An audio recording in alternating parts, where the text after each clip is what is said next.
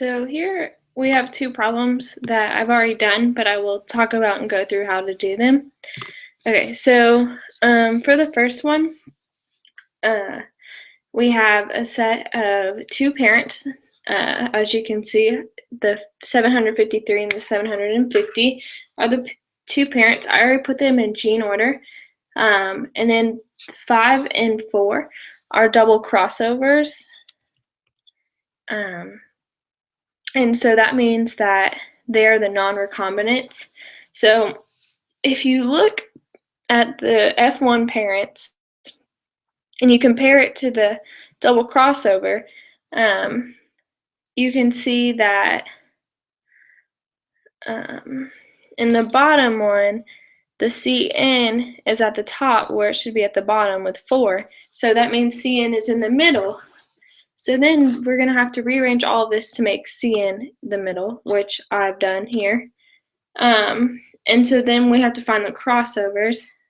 So if you look at the 105 and 102, and you can compare it to the parent, you can see that there's a crossover with the B+.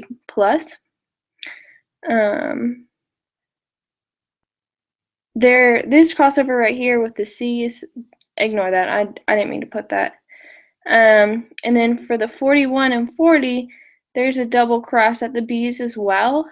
And then the double crossovers, there is one at the C, H, and then one at B. And from there, you have to find the frequency, or not frequency, but the percentage. So I took CH and B, so I'm going to map the genes, and you take those numbers and you divide it by the total, and I got 12%. And then you do the other crossover, and I got 5.06. So then I put them in a linear order right here, and you can tell like the difference in the distance between them and then the total. Okay, so problem 2 is it's a similar setup, just different letters. So here's the F1 progeny, and you have the double crossover, and you look at the double crossover, and as you can tell, A is the one that's the mismatch in this one, so A is in the middle. So now we're going to have to rewrite it to where A is in the middle of all of them. So that's what that looks like. And then I'm going to do the crossover. So at the 101 and 97, there's a cross between this C right there that I marked. The 42 and the 40, there is a crossover at the B.